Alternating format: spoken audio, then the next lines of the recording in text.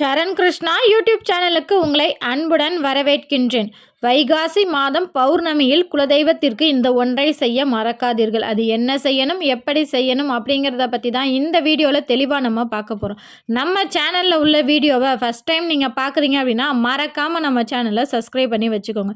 நம்ம சேனலில் தொடர்ந்து குலதெய்வ பதிவுகள், ஆன்மீக தகவல்கள் வந்து கொண்டே இருக்கும். வாங்க வீடியோக்குள்ளே போகலாம். வளம் தரும் வைகாசி மாதம். வைகாசி மாதத்திற்கு மலர்ச்சி அப்படிங்கிறது பொருளும் இருக்குது. இந்த மாதத்தில் பல நல்ல நல்ல விஷயங்கள் நடந்துகிட்ருக்கு. வைகாசி பௌர்ணமியில் தான் சிவபெருமானோட நெற்றியிலிருந்து வெளிப்பட்ட தீப்பொறியில் 6 குழந்தைகளாக சரவண பொய்கையில் தோன்றியது அப்படிங்கிற ஒரு வரலாறும் இருக்குது. மகாவிஷ்ணு இந்த வைகாசி பௌர்ணமியில் தான் நரசிம்ம அவதாரம் எடுத்தார். இந்த வைகாசி பௌர்ணமியில் தான் காஞ்சி மகா பெரியவர் பிறந்திருக்காரு.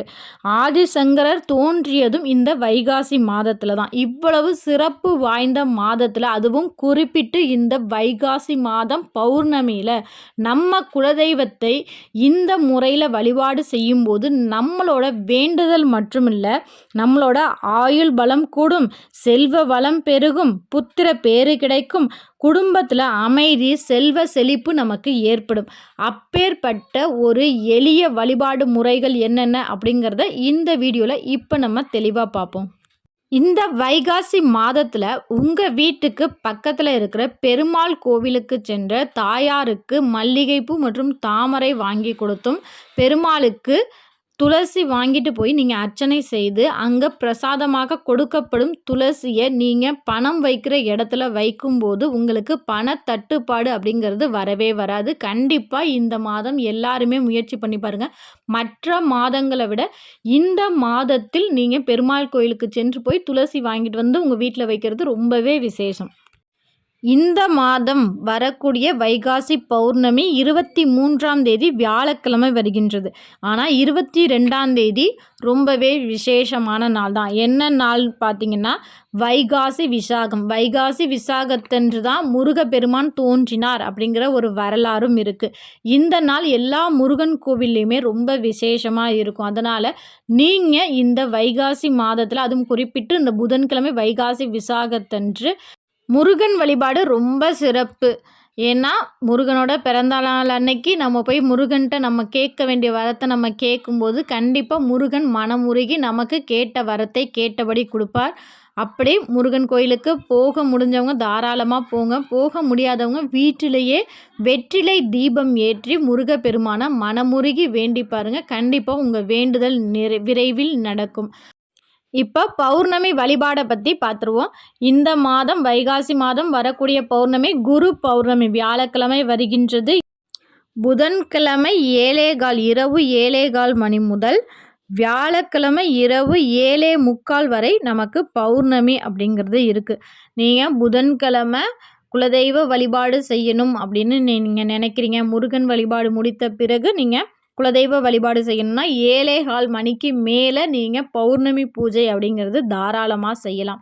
இல்லை நாங்கள் முழு நிலவு முழு பௌர்ணமியான வியாழக்கிழமை குரு பௌர்ணமி அன்னைக்கு தான் நீங்கள் செய்யணும் அப்படின்னு நினைக்கிறீங்க அப்படின்னா மறுநாள் வியாழக்கிழமை 7:45 மணிக்குள்ளே, அதாவது 6:30லேருந்து 7:30 மணி வரைக்கும் நல்ல நேரம் இருக்குது. அந்த நேரத்தில் நம்ம குலதெய்வ வழிபாடு அப்படிங்கிறது செய்து கொள்ளலாம். குலதெய்வ வழிபாடு எப்படி செய்யணும் அப்படிங்கிறத பார்த்துருவோம். முத நாள் கண்டிப்பாக நம்ம வீட்டை சுத்தம் செய்ய முடியாது. ஏன்னா புதன்கிழமை எப்போதுமே வீடு துடைக்கக்கூடாது. பொன் கிடைச்சாலும் புதன் கிடைக்காது அப்படின்னு சொல்லுவாங்க. அது மட்டும் இல்லை, அன்னைக்கு வைகாசி விசாகம் வேற இருக்குது. எந்த ஒரு நல்ல நாளையும் நம்ம வீடு துடைக்கக்கூடாது. அதனால் திங்கட்கிழமையே நீங்கள் உங்கள் பூஜை அறை மற்றும் வீட்டை சுத்தமாக துடைத்து கொள்ள வேண்டும். அதற்கு பிறகு திங்கட்கிழமையிலேருந்து வியாழக்கிழமை வரைக்கும் நீங்கள் அசைவம் வீட்டில் சமைக்கக்கூடாது. இல்லைங்க அப்படிலாம் எங்கள் வீட்டில் இருக்க முடியாது அப்படிங்கிறவங்க வியாழக்கிழமை காலையில் உங்கள் பூஜை அறையும் சுத்தம் செய்து கொள்ளுங்கள். ஆனால் திங்கட்கிழமையே உங்கள் வீடு மற்றும் பூஜை அறையில் உள்ள பூஜை படங்கள், பூஜை மாடம் எல்லாத்தையும் சுத்தம் பண்ணிடுங்க. பூஜை அறை இருக்கிற இடத்த மட்டும் வியாழக்கிழமை இன்னொரு தடவை தொடச்சிக்கோங்க. இது போல் நீங்கள் திங்கட்கிழமையை துடைச்சதுக்கப்புறம் வியாழக்கிழமை காலையில் நிலைவாசலை துடைத்து மஞ்சள் குங்குமம் வைத்து உங்கள் பூஜை அறைக்கு போங்க. காலையிலேயே உங்கள் குலதெய்வத்தை வேண்டி குலதெய்வ தீபம் ஏற்றி அருகில் இருக்கிற கோவிலுக்கு சென்று உங்களோட குலதெய்வம் ஆண் தெய்வம் என்றால் சிவன் கோவிலுக்கோ அல்லது பெருமாள் கோவிலுக்கோ செல்லுங்கள். பெண் தெய்வம் அப்படின்னா ஒரு அம்மன் கோவிலுக்கு சென்று அங்கே உங்கள் குலதெய்வத்தை மனதார வேண்டிக் கொண்டு 2 நெய் தீபம் ஏற்றுங்கள். ஏற்றிய வந்த பிறகு நீங்கள் மாலை நேரத்தில் நம்ம குலதெய்வ வழிபாடு செய்கிறதே ரொம்ப சிறப்பு. அதுவும் 6:30லேருந்து 7:30 மணி வரைக்கும் நல்ல நேரம் இருக்குது. இந்த நேரத்தில் நம்ம குலதெய்வ பூஜை செய்யலாம். குலதெய்வ படம் வச்சுருந்தாலும் சரி, நீங்கள் குலதெய்வ பெயர் வச்சு அதற்கு நீங்கள் வழிபாடு செய்தாலும் சரி.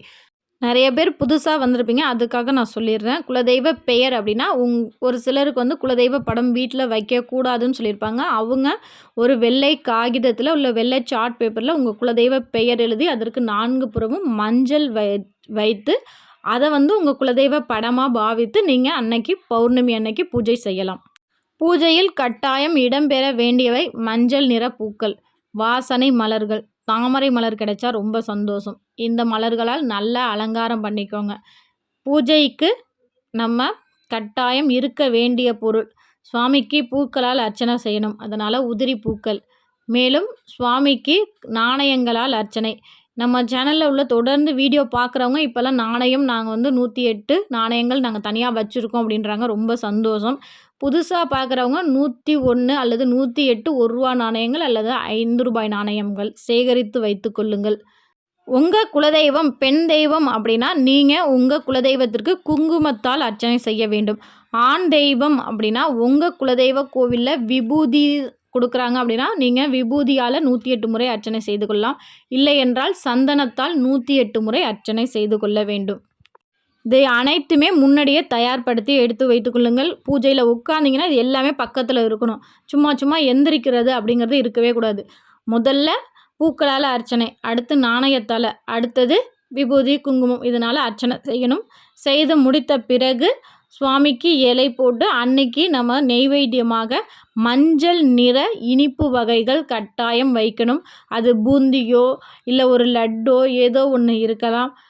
சர்க்கரை பொங்கல் செய்து கொள்ளுங்கள். நெய்வேத்தியமாக மாவிளக்கு மற்றும் பானகம் இருக்கட்டும். இது அனைத்துமே நெய்வேத்திய பொருட்களாக இருக்கட்டும். முதல்ல நீங்கள் ஒரு மனை போட்டு அது குலதெய்வ படம் வைத்து பூக்களால் அலங்காரம் பண்ணி நீங்கள் ஒரு விரிப்பு விரித்து அதன் மேலே நீங்கள் உட்கார்ந்து 2 பக்கம் குத்துவிளக்கு ஏற்றுவது ரொம்பவே சிறப்பு. குத்துவிளக்கு இல்லாதவர்கள் புது மண் அகல் தீபம் 2 ஏற்றிக்கொள்ளுங்கள். மஞ்சள் நிற திரி போடுவது ரொம்ப சிறப்பு. இந்த பௌர்ணமியில் மட்டுமாவது குலதெய்வத்திற்கு இலுப்ப எண்ணெயில் ஒரு விளக்காவது நீங்கள் ஏற்றுங்க. அது நல்ல மாற்றம் ஏற்படும் உங்கள் வீட்டில். ஏற்றிக்கொள்ளுங்கள். இதே போல தான் உங்கள் குலதெய்வ பெயர் 108 முறை. ஓம் என் குலதெய்வமே நமக, ஓம் என் குலதெய்வமே நமக.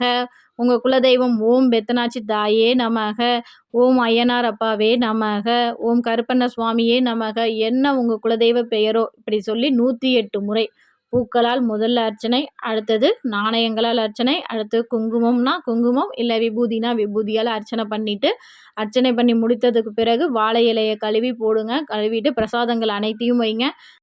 அடுத்ததாக தூபம் போடுங்க. தூபம் வந்து அன்னைக்கு இந்த கொட்டாங்குச்சி வச்சு இந்த பால் சாம்பிராணிலாம் சொல்லுவாங்க பார்த்தீங்களா, அந்த தூபம் போடுவது ரொம்பவே சிறப்பு.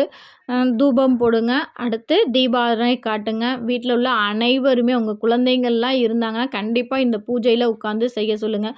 உங்கள் வேண்டுதல் என்னவோ அதை மனதார வேண்டிக் கொண்டு நாணயம் முடிஞ்சு வைங்க. ரொம்ப சிறப்பு. அது இந்த தடவை குரு பௌர்ணமியில் வர்றதுனால மஞ்சள் துணியில் முடிஞ்சு வைக்கிறது ரொம்ப ரொம்ப நல்லது. சீக்கிரமாகவே உங்கள் வேண்டுதல் விரைவில் நிறைவேறும். கண்டிப்பாக இதை மாதம் செய்கிறவங்க நிறைய பேர் சொல்கிறாங்க, நல்ல மாற்றம் ஏற்படுது, எங்கள் வீட்டில் இப்போ அமைதியாக இருக்கிறோம், எங்கள் வீட்டில் நல்ல முன்னேற்றம் ஏற்பட்டது. அதுலேயும் ஒரு சிலர் வந்து கமெண்ட் பண்ணியிருக்காங்க, என்னோடய கடன் சுமைகள் குறைஞ்சிருக்கு அப்படின்றாங்க. ரொம்பவே சந்தோஷம். நீங்களும் முழு நம்பிக்கையோடு உங்கள் குலதெய்வத்தை பௌர்ணமியில் வீட்டில் வழிபாடு செய்து பாருங்கள். கண்டிப்பாக உங்களுக்கு நல்ல மாற்றம் ஏற்படும். உங்கள் வேண்டுதல் ஒன்றா அடுத்தடுத்து நிறைவேறதை கண்கூட நீங்கள் பார்க்க முடியும். நெய்வேத்தியமாக வைக்கப்பட்ட பொருளை அனைவரும் பிரசாதமாக எடுத்துக்கொள்ளுங்கள். இவ்வளோதான் பூஜை. இது முடித்த பிறகு உங்கள் வீட்டில் உள்ள எல்லாரும் சேர்ந்து உட்காந்து சாமி கும்பிட்டு பிரசாதம் சாப்பிட்டு நிறைவு பெற்றுக்கோங்க. அவ்வளோதான். இதை மட்டும் தொடர்ந்து பௌர்ணமியில் நம்ம குலதெய்வத்தை மனதார முழு நம்பிக்கையோட வணங்க கட்டாயம் கட்டாயம் நம்ம வீடு இருக்க இருக்க மேன்மை அடைந்து கொண்டே இருக்கும். இது கண்கூட சத்தியமான உண்மை. கண்டிப்பாக எல்லாரும் முயற்சி பண்ணி பாருங்கள். எல்லார் வீடும் ரொம்பவே சீரும் சிறப்புமாக இருக்க நம்முடைய சேனல் சார்பாக வாழ்த்துக்கள். கண்டிப்பாக இந்த வீடியோ உங்களுக்கு பயனுள்ளதாக இருக்கும் என்ற நம்பிக்கையில் மற்றொரு வீடியோவில் சந்திக்கிறேன். நீங்கள் குலதெய்வ பூஜை எல்லாம் செஞ்சு உங்களுக்கு என்னென்ன பலன் அடைஞ்சிங்க அப்படிங்கிறத மறக்காமல் எங்களோட கமெண்ட் செக்ஷனில் ஷேர் பண்ணிக்கோங்க. அதை பார்க்கும்போது நான் ரொம்ப சந்தோஷப்படுவேன். நன்றி, வணக்கம்.